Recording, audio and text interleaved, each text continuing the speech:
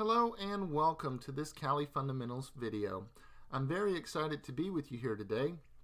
We've been doing a lot of work, and I'm sure you're asking yourself, when are we going to get started? When are we going to start working with the distribution? Well, the good news is we're going to get it introduced now. We're going to talk about basic navigation through the distribution, and really this is where the rubber starts to meet the road in this lesson and in this course. So the objectives of this lesson is for you to walk away feeling comfortable and having a high level understanding of where some of the things are in Kali Linux. Now, this distribution may be a little bit different if you're using the labs that we've pointed out earlier that you can use, but I'll also do a quick tour of that environment as well so that you're on the same page as we're moving forward and working through these things together. So I'm going to go ahead and pull up my session that I've got. This is a live boot. So as we discussed, this is not persistent between reboots. And so we're going to work through this together and talk about what we're looking at. So when you do a live boot, you don't log in using a username and password. It comes straight to the desktop here. And so for those of you that want to do a full installation, just note that when you initially go to log in or do the installation, it will ask you to change the password. I recommend doing so and not using any defaults or any weak credentials with this distribution. Now, taking your attention to the left-hand side here, we've got this bar, and this bar has several applications on it. Top to bottom, we've got our web browser, terminal, which we can use to enter some commands and do things of that nature. We've got File Explorer essentially here like we do in Windows, and then we've got some security testing and pen testing tools. At the bottom we have LeafPad, which is essentially like a text document or a text pad that we can use in Linux. And we've also got Show Applications at the bottom. So this is much like the application menu on a phone or a tablet or on an Apple device, as well as in Windows. You've got the Start menu where you can search for different applications. And this is pretty much everything that you've got in the distribution right now. So as you can see on the right hand side, we've got these little bubbles here, and as we scroll through, it just shows us that we're in that next section with respect to the applications that we're looking at here.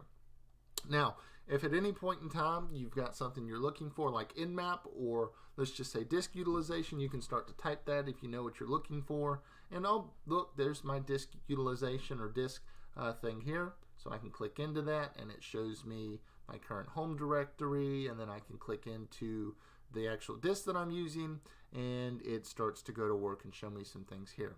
But that's not our focus for today. So that is a high-level view of the bar here to the left.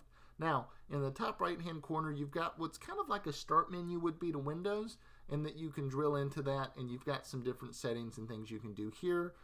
You've got the ability to log out and reboot and power off the current session. You can lock the screen with the lock button here.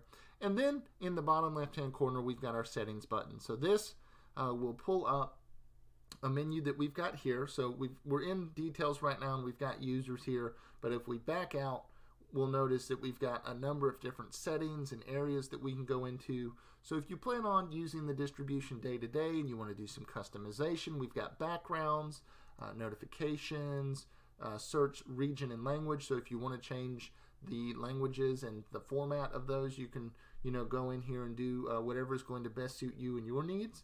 We've got some universal access settings that we can use here as well. Online accounts, again, if we're using the distribution day to day, you can connect to some cloud accounts here. Privacy, sharing, sound, etc. So if you're looking to check your sound card or figure out why something's not working, you can do some research and look through some settings here. Power, much like we do for Windows when we want the screen to go blank or suspend, etc. We've got network settings, which we can drill down into and actually see our network settings and make some changes and do things of that nature. And then devices, input devices, display information, etc., that you can make changes to and manipulate. And then down here at the bottom, it kind of brings us back to this user's date time area that we were in earlier.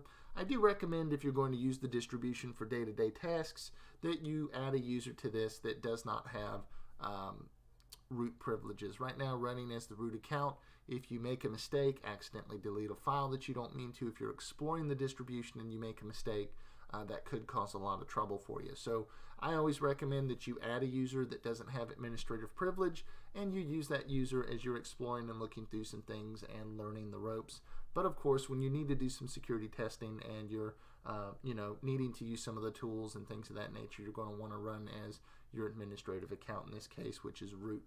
Now, in the top left-hand corner, we've got this applications drop-down. It does a really nice job of laying everything out. Again, these are the favorites that you saw on the desktop earlier, so you'll notice that this actually matches the layout over here in the corner. And then as you go through this, it's essentially those tool categories that we talked about in previous lessons.